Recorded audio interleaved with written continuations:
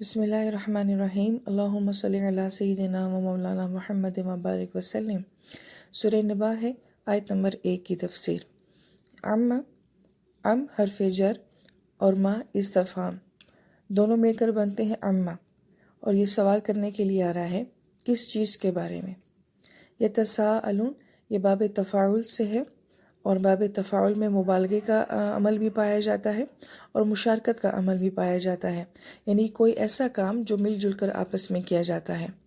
اور یتساءلون کا لفظ جو ہے یہ سوال سے ہے، اور یہ استفہام یعنی کہ سوال پوچھنے کے لیے بھی آتا ہے، اور کہیں جگہوں پہ یہ تمسخر یعنی کہ مذاق اڑانے کے لیے بھی آتا ہے۔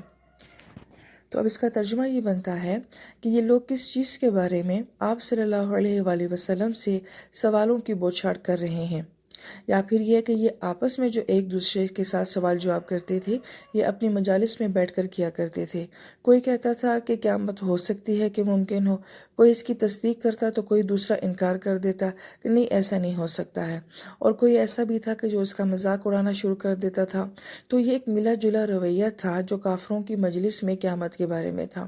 اس کا سارا منظر جو ہے وہ ان الفاظ میں کھینچا گیا ہے کہ وہ لوگ آپس میں ایک دوسرے سے کس چیز کے بارے میں سوال کرتے ہیں، اور یہ سوال ان کا نالج کے لیے نہیں تھا۔ اگر بالفرض کے وہ سوال کرتے بھی تھے تو یہ ان کا کوئی معلومات یا علم کے لیے نہیں تھا، بلکہ تمسخر اور مذاق اڑانے کے انداز میں تھا۔ پھر آیت نمبر 2 میں لفظ آ رہا ہے کہ ان النبأ العظیم۔ کسی بھی واقعے کو بیان کرنے کے لیے قرآن 2 الفاظ استعمال کرتا ہے، ایک خبر اور ایک نبا۔ یہاں پہ اللہ پاک نے نبا لفظ کو استعمال کیا ہے، اس کی کوئی حقیقت ہے۔ نبا کون سی خبر ہوتی ہے؟ تو مفسرین کرام یہ فرماتے ہیں کہ نبا کسی بڑی خبر کو کہا جاتا ہے، ایک ایسی خبر کہ جس کا کوئی ریئیکشن ہوتا ہے، جس کا کوئی رد عمل ہوتا ہے۔ جیسے ہمیں یہ کہا جائے کہ زلزلہ آ گیا ہے، آگ لگ گئی ہے، طوفان آ رہا ہے، تو ہم یہ نہیں کہیں گے جی ہمیں کوئی فرق نہیں پڑتا، یا ہم یہ کہیں گے کہ ہمیں پسند نہیں ہے طوفان آتا ہے تو آنے دو۔ نہیں، یہ ایک ایسی خبر ہے کہ جس کا لازمی بات ہے کہ آگے سے کوئی نہ کوئی رد عمل ہوگا۔ تو نبا ایک ایسی خبر کہ جس کا کوئی ریئیکشن ہوتا ہے۔ پھر دوسری بات جو نبا کے بارے میں کہی جاتی ہے وہ یہ کہ نبا ایک ایسی خبر ہے کہ جو ایک مضبوط حقیقت ہے، وہ محض کوئی فلسفہ نہیں ہے، کوئی معلومات نہیں ہے کہ جس کو ہم نظر انداز کر سکیں۔ یہ ایک بہت مضبوط حقیقت ہے جسے انسان کو ہر حال میں فیس کرنا ہوگا۔ پھر تیسری بات نبا کے بارے میں مفسرین کرام یہ فرماتے ہیں کہ نبا ایک ایسی خبر جس سے سننے والے کو کوئی فائدہ ہوتا ہے۔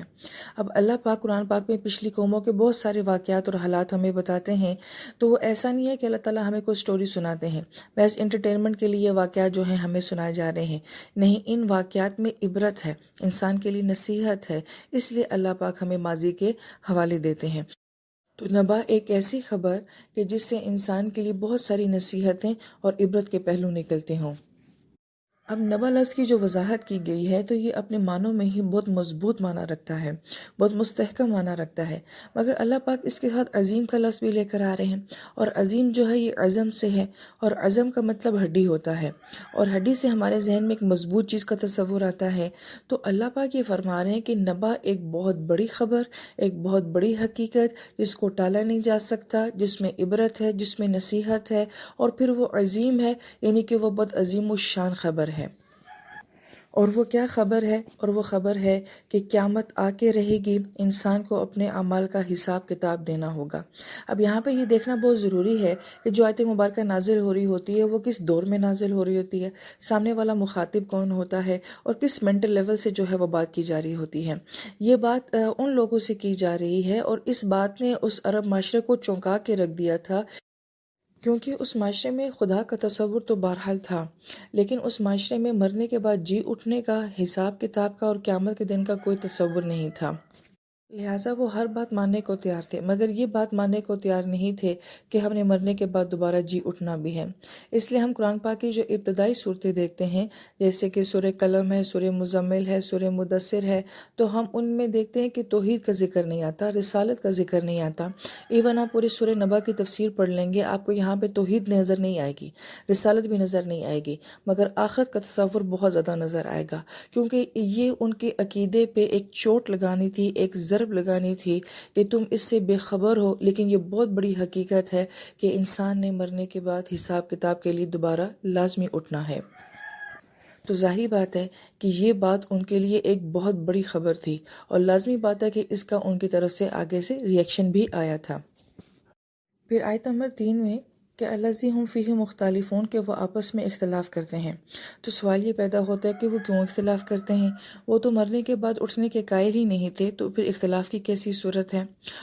اور پھر دوسری بات یہ ہے کہ الذی ہم فیہ مختلفون، یہ جملہ اسمیہ لایا گیا ہے، اور جملہ اسمیہ جو ہوتا ہے اس کے اندر ایک استقرار ہوتا ہے، تسلسل ہوتا ہے۔ جیسے کہ میرا نام فوزیہ ہے تو یہ میرا اسم ہے، تو میں کل بھی فوزیہ تھی، آج بھی فوزیہ ہوں، کل بھی فوزیہ رہوں گی۔ تو جو جملہ اسمیہ ہوتے ہیں ان کے اندر تسلسل پایا جاتا ہے، تو گویا کہ وہ مسلسل اس بارے میں جو ہے وہ اختلاف کر رہے تھے۔ تو پھر اختلاف کیسا؟ تو مفسرین کرام جو فرماتے ہیں کہ ایک چیز ہوتا ہے اختلاف رائے کا ہونا، اور ایک چیز ہوتا ہے تضاد کا ہونا۔ تو ان کے آپس میں جو سوال و جواب تھے ان میں اختلاف بھی تھا اور اعتراض بھی تھا۔ تو مفسرین کرام یہ فرماتے ہیں کہ ان کی باتوں کا تضاد یا اختلاف کی صورت میں تھا کہ وہ لوگ شرک میں مبتلا تھے، اور مورتیوں کو خدا بنا لینا، پھر ان کو دھو کے ان کا پانی پی لینا، اس قسم کا شرک ان کے اندر موجود تھا۔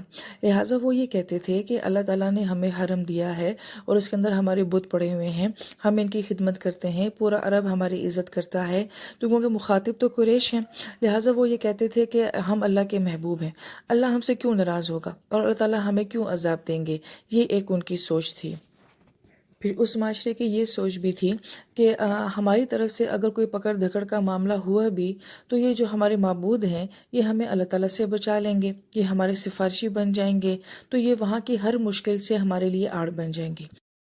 پھر اس معاشرے کی ایک سوچ یہ بھی تھی کہ جو بھی ان کے ذہن میں اپنے خدا کا تصور تھا، جس قسم کا بھی تھا، چاہے وہ بھگوان تھا، مورتی تھا، یا جو بھی تھا، لیکن وہ یہ کہا کرتے تھے کہ کوئی سختی نہیں ہے، کوئی پکڑ ہماری نہیں ہوگی، اس لیے کہ وہ تو بڑی مہربان ذات ہے اور وہ تو بڑی کرم والی ذات ہے۔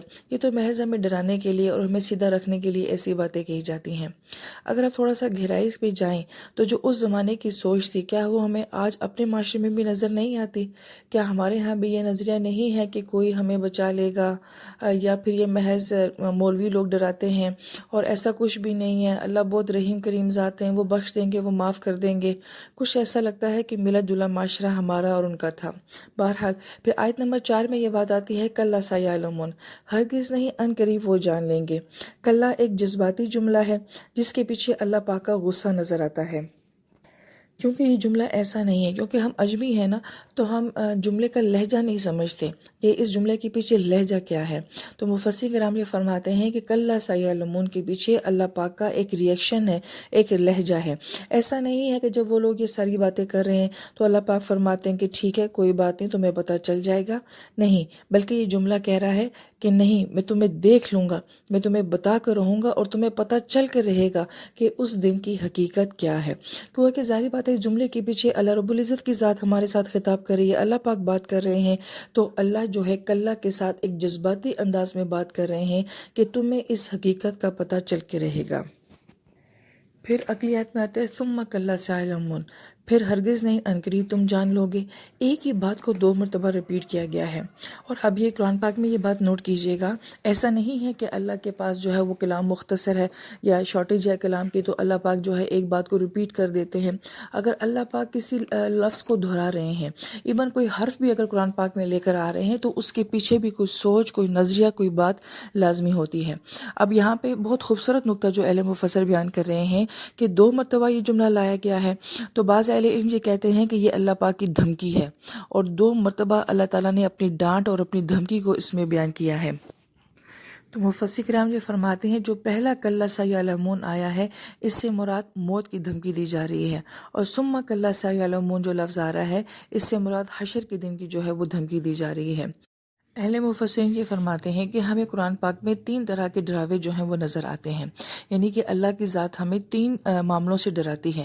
اب یہاں پہ ایک نقطہ ضمناً بیان کر دوں جو آگے تفسیر میں آنا تھا، لیکن کچھ نئے لوگ بھی ہوں گے اور جو کہ یہ ساری باتیں سن کے بعض اوقات اشکالات میں چلے جاتے ہیں، اور باہر کا طبقہ تو ہم پہ باقاعدہ اس بات کے اوپر اعتراض بھی کرتا ہے۔ وہ یہ کہتا ہے جی کہ آپ ہمارا دین دیکھیں، وہ اس میں محبت ہی محبت، پیار ہی پیار کا ذکر ہے، اس میں کوئی خوف، کوئی ڈراوا نہیں ہے، جبکہ آپ کا قرآن کھولتے ہوتے ہیں تو اس میں خوف ہی خوف نظر آتا ہے، ڈراوا ہی ڈراوا نظر آتا ہے۔ تو اہل مفسر اس کا یہ جواب دیتے ہیں کہ بالکل ایسی ہی بات ہے۔ آپ اگر یہودیوں کی تورات دیکھ لیجئے اور عیسائیوں کی انجیل دیکھ لیجئے تو اس میں جہنم کا تصور ہے ہی نہیں، اور موت کے بعد جو حساب کتاب ہے اس کا کوئی حشر کا میدان، کوئی اس کے اندر ایسی بات نہیں ہے۔ لہٰذا وہ اپنی عوام کو یہ کانسیپٹ دینے کی کوشش کرتے ہیں کہ جو مرضی کریں کچھ بھی نہیں ہونا ہے۔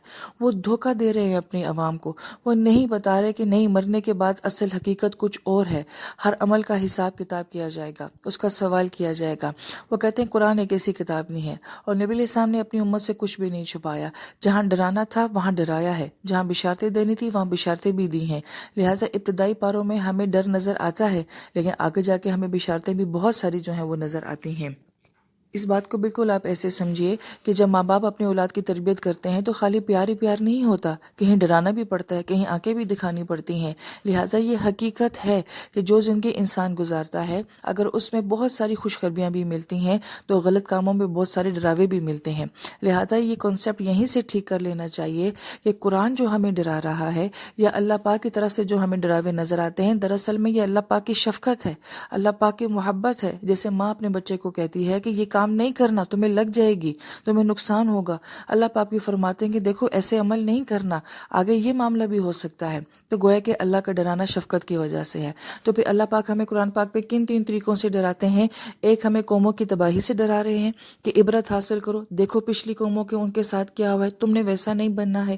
اور دوسرا حشر کے دن سے کہ وہ دن بہت سخت ہے، اس دن کا معاملہ بہت سخت ہے۔ اور تیسرا، اللہ پاک ہمیں جہنم سے بہت زیادہ ڈرا رہے ہیں۔ اب یہاں پر مفسرین کرام ایک بہت ہی خوبصورت بات یہ فرماتے ہیں کہ ان 3 طرح کے ڈراووں یا دھمکیوں میں سے ایک معاملہ اس امت محمدیہ صلی اللہ علیہ وآلہ وسلم کے لیے نہیں ہے، کیونکہ آپ صلی اللہ علیہ وآلہ وسلم کی رحمت سے قوموں کی تباہی اب نہیں ہوگی۔ پچھلی قوموں کے ساتھ کیا معاملہ ہوتا تھا کہ نبیوں کے سامنے ہی ان کی پوری امت جو ہے وہ تباہ ہو جاتی تھی۔ نبی علیہ السلام نے فرمایا تھا اللہ پاک سے کہ اللہ پاک آپ میری امت کو کبھی بھی تباہ نہ کرنا، کہ ایک وقت پہ میری پوری امت تباہ ہو جائے، ایسا کبھی نہ کرنا۔ لہٰذا اب یہ امت تباہ تو نہیں ہوگی، ہم اپنی آنکھوں سے یہ معاملہ نہیں دیکھ سکیں گے انشاءاللہ تعالی۔ لیکن دوسرا جو 2 معاملے رہ گئے ہیں، یعنی کہ ایک موت کا خوف یا حشر کے دن کا حساب کتاب اور جہنم کا خوف، یہ 2 تھریٹس جو ہیں یہ اب ہمارے لیے باقی رہ گئی ہیں۔ لیکن یہاں پہ بہت اہم نقطہ اور بہت ہی خوبصورت نقطہ جو بیان کیا گیا ہے، آپ ان دونوں آیتوں مبارکہ کو دیکھتے ہیں کہ کلا سیعلمون اور ثم کلا سیعلمون، درمیان میں ثم کو ایڈ کیا گیا ہے۔ عربی زبان میں جو ثم کا لفظ آتا ہے یہ تراخی کے لیے آتا ہے، یعنی کہ ڈسٹنس دینے کے لیے، فاصلہ دینے کے لیے، تھوڑا سا وقت بیان کرنے کے لیے آتا ہے۔ اللہ پاک یہ فرما رہے ہیں کہ اللہ سیعلمون سے ہرگز نہیں، ایک حقیقت تو تمہیں اس وقت پتہ چل جائے گی جب تمہیں موت آئے گی۔ اور جو جیسے حضرت علی تعالیٰ عنہ فرمایا کرتے تھے کہ انسان سو رہا ہے، انسان جب مرے گا تو اس وقت جاگے گا۔ تو گویا کہ پہلے کلا سیعلمون سے مراد موت ہے کہ موت کے بعد ہی تمہیں بہت کچھ پتہ چل جائے گا، ثم پھر کچھ وقت آئے گا۔ ابھی کون سا وقت ہے؟ جو انسان قبر میں اپنا وقت گزارے گا، پھر قیامت کا ایک وقت ہے، پھر دوبارہ جب قیامت برپا ہوگی، انسان کھڑا ہوگا، حشر کے دن کا آئے گا، پھر فرمائے ثم کلا سیعلمون، پھر کچھ وقت کے بعد پھر وہ بڑی حقیقت جو جہنم کی حقیقت ہے وہ تمہارے سامنے لائی جائے گی۔ اب دیکھیں کہ یہی عربی زبان کا حسن ہے یا قرآن پاک کا حسن ہے کہ ایک ثم کے ذریعے پورا منظر جو ہے وہ یہاں پہ بیان کیا گیا ہے۔ اہل علم یہ بات فرماتے ہیں کہ سورہ نبا کو ہم نے 5 حصوں میں تقسیم کیا گیا ہے۔ یہ پہلی آیات جو آپ کے سامنے بیان کی گئی ہیں 5 آیات، یہ سورہ نبا کا پہلا حصہ ہے۔ یہاں پر اہل علم بھی نقطہ بیان فرماتے ہیں، جب ایک طرح کی بات ہو رہی ہوتی ہے تو اگر آپ آیات کا انداز بیان دیکھیں تو وہ بھی بالکل ایک طرح سے آپس میں مل جل رہا ہوتا ہے، یعنی کہ الفاظ آپس میں ایک ردم کے ساتھ ملے ہوئے ہوتے ہیں۔ جیسے عما یتساءلون عن النباء العظیم الذی ھم فیہ مختلفون، کلا سیعلمون، ثم کلا سیعلمون، ایک طرح کے جملے ہمیں نظر آتے ہیں، ایک ردم ہمیں نظر آتا ہے۔ اب جیسے ہی موضوع چینج ہوگا، الم نجعل الارض مہادا والجبال وخلقناکم ازواجا، تو ہم یہ دیکھتے ہیں کہ جیسے ہی موضوع چینج ہو رہا ہے تو آیات کی ترتیب بھی جو ہے وہ تبدیل ہو رہی ہے۔ تو اللہ تعالیٰ ہمیں قرآن کے ہر حسن سے اور ہر نصیحت سے مستفید ہونے کی توفیق نصیب فرمائے، آمین یا رب العالمین۔ السلام علیکم ورحمۃ اللہ وبرکاتہ۔